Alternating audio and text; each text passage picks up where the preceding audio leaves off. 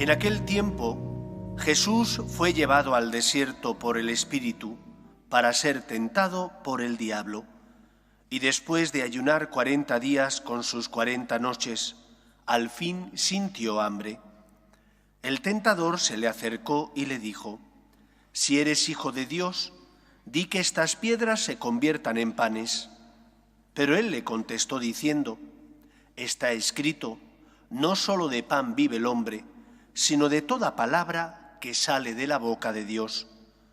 Entonces el diablo lo lleva a la ciudad santa, lo pone en el alero del templo y le dice: «Si eres hijo de Dios, tírate abajo, porque está escrito, encargará a los ángeles que cuiden de ti, y te sostendrán en sus manos, para que tu pie no tropiece con las piedras».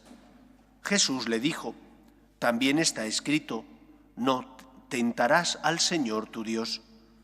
Después el diablo lo lleva a una montaña altísima, y mostrándole los reinos del mundo y su gloria, le dice: «Todo esto te daré si te postras y me adoras». Entonces le dice Jesús: «Vete, Satanás, porque está escrito, al Señor tu Dios adorarás y a Él solo darás culto». Entonces lo dejó el diablo y se acercaron los ángeles y le servían. Palabra del Señor.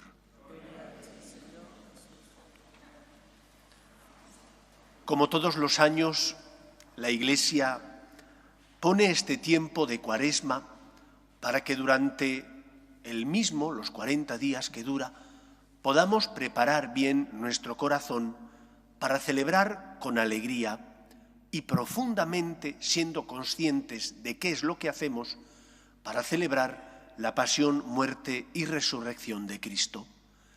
La muerte y resurrección de Cristo es nuestra victoria, pero Cristo tuvo que sufrir pagando un precio altísimo por nuestra salvación. Por eso creo que, en primer lugar, tiempo de Cuaresma no es tanto tiempo de mirarnos cuanto de mirarle a Él. Es tiempo de sentir con Jesús, de acompañar a Cristo para encontrar en sus motivaciones, las razones por las que sube a la cruz, razones para estar agradecidos, porque sube a la cruz por nosotros. No es que le apeteciera el dolor, el sufrimiento, lo hace porque tú eres tan importante para Él que decide aceptar la voluntad de los hombres, el designio de aquellos que le condenaron y pagar, aceptando esa voluntad, el precio contraído por nuestro pecado. Que sea, por tanto, el tiempo de Cuaresma un tiempo de que nuestro corazón se llene de motivaciones para dar gracias y confiar en el Señor. Y de esa manera, cuando uno abre el corazón a Cristo, se da cuenta de sus miserias y de sus pecados. Y gracias a que abre el corazón al Señor, se produce en el corazón de uno mismo la conversión, que no es otra cosa que darte cuenta de tus miserias y a la vez poner tu vida en manos del Señor para que Él cure y sane tus heridas. El Señor viene a curarte, viene a sanar tus heridas, viene a consolarte, y solo se lo impide tu soberbia, que hace, como nos recordaba la primera lectura, que nos alejemos de Dios, que hace que no le abramos nuestro corazón. Por lo tanto, iniciemos el tiempo de Cuaresma unidos a Cristo, abriendo el corazón al Señor, para de esa manera, recibiendo la gracia y el amor de Dios, que se produzca en nosotros la conversión. Por eso, en esta primera semana del tiempo de Cuaresma, tenemos que abrir el corazón a Cristo, dejando que perdone nuestras culpas. La confesión es el primer acto que deberíamos hacer. Hombre, si lo hemos hecho hace poco, pues a lo mejor no.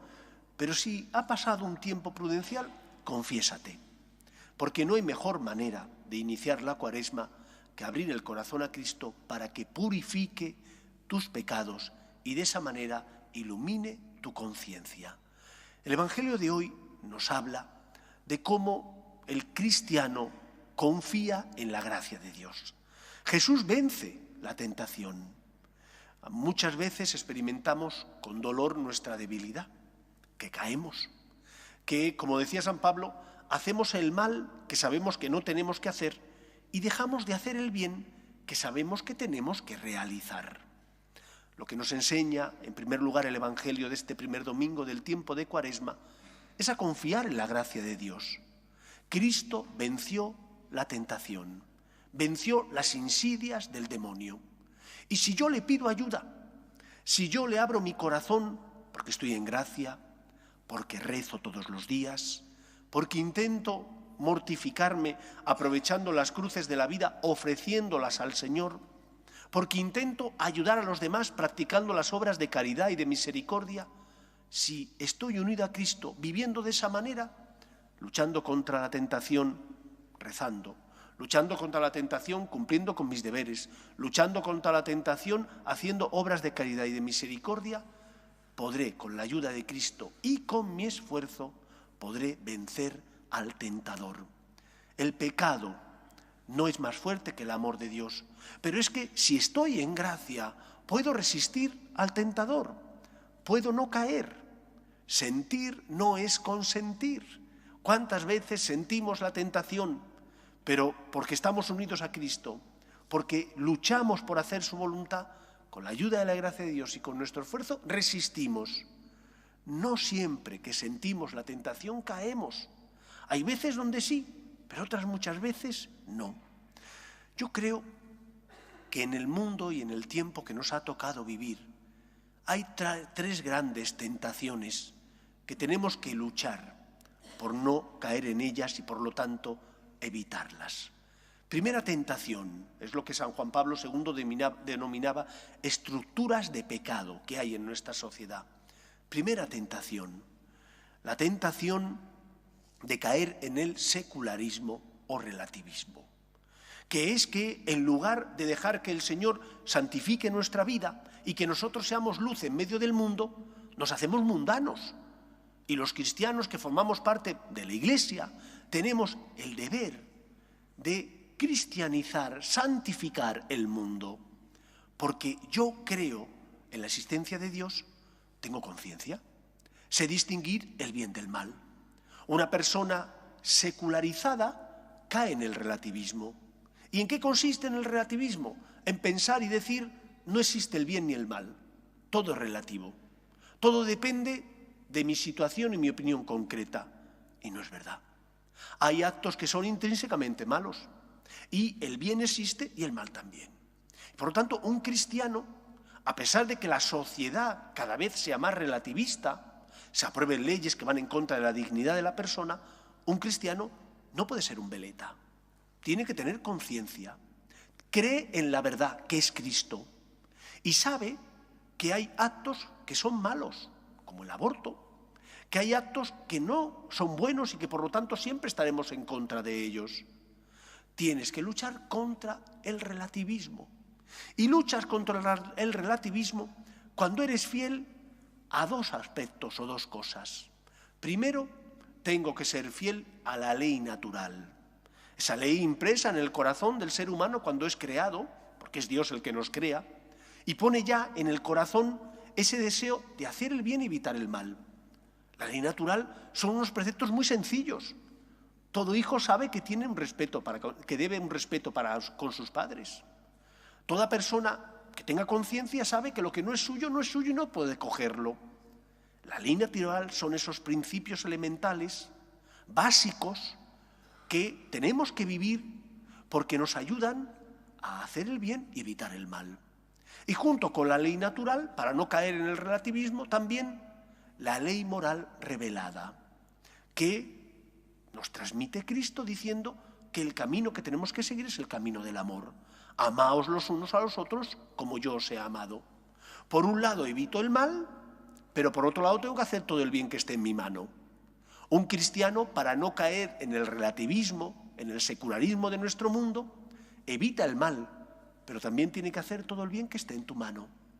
Qué bien si preparamos nuestro corazón para celebrar la fiesta de nuestra salvación, haciendo el bien y evitando el mal, viviendo los 10 mandamientos y mirando cuáles son mis dones y talentos para que den el fruto al que el Señor tiene derecho, porque para eso me los concedió.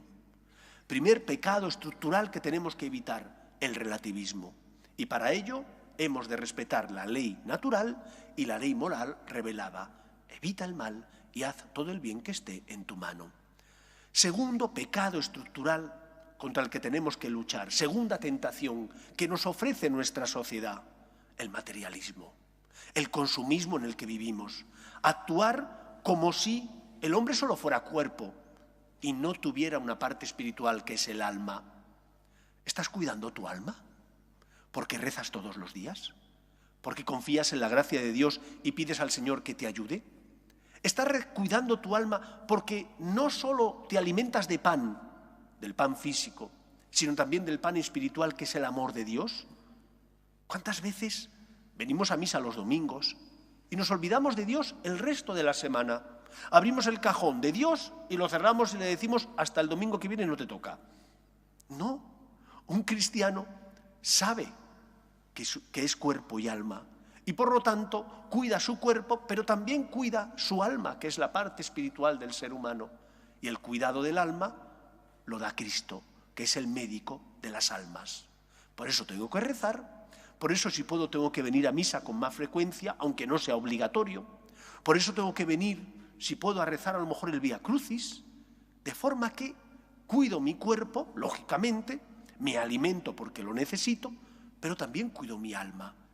Y luego, ¿no es verdad que a veces hemos caído en ese consumismo que nos hace comportarnos como personas que solo buscan lo material y nos olvidamos de lo espiritual? Y nos olvidamos de que hay otros que sufren. Y nosotros vivimos, como decía Jesús en la parábola del rico Epulón, vivimos malgastando, banqueteando, mientras que el pobre Lázaro está a nuestra puerta. ¿Qué estás haciendo con todos los bienes materiales que Dios te ha dado? ¿Los estás aplicando para ayudar también a los demás? ¿O solo son para ti y no tienes misericordia ni compasión de los que sufren, están a tu lado y necesitan tu generosidad? No podemos preparar bien nuestro corazón en Cuaresma para celebrar la fiesta de nuestra salvación si no compartimos nuestros bienes materiales y espirituales con los que no tienen la suerte que nosotros tenemos y necesitan nuestra misericordia y generosidad. No solo no voy a consumir en exceso, voy a hacer un buen uso de los dones y talentos que Dios me ha dado, sino que además voy a compartir esos dones y talentos porque Dios me los dio para mi sustento, pero también para ayudar a los demás. Tercera tentación, tercer pecado, del que desgraciadamente también nosotros muchas veces sentimos la tentación y caemos. La tentación de dominar al otro, de aprovecharnos del débil. Estamos cansados de verlo, de ver cómo un país invade a otro porque cree que es más poderoso y le interesan sus riquezas, o de ver cómo en muchas ocasiones compramos materias primas a países pobres y les vendemos los productos manufacturados a un precio elevadísimo cuando hemos sacado de allí las materias primas y no hemos invertido nada en el progreso de esa sociedad.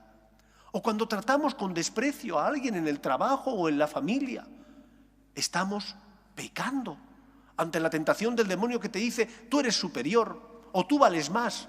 Estás pecando, estás cayendo.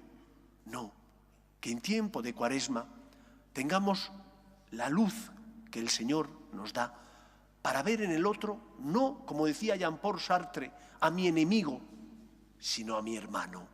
El rostro de Cristo que pasa a mi lado y que como Él compartió conmigo su amor, su misericordia y su perdón, yo tengo que compartir también la misericordia con Él, con ese que es el rostro vivo de Cristo.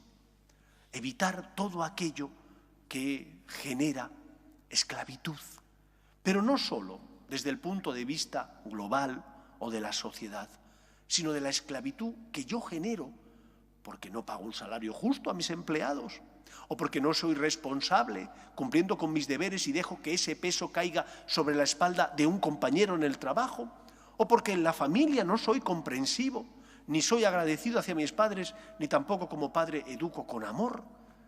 ¿Cómo estamos tratando a los demás? 3 tentaciones.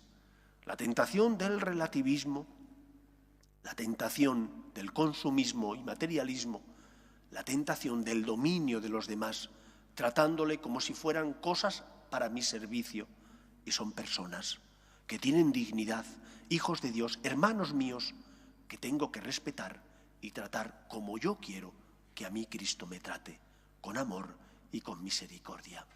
Pues esta semana luchemos por evitar la tentación, las distintas tentaciones, pero en especial estas tres, que son fruto de las estructuras de pecado que desgraciadamente tiene nuestro mundo, tiene nuestra sociedad. Que el Señor nos auxilie y nos ayude para no caer en la tentación. Nos ponemos en pie.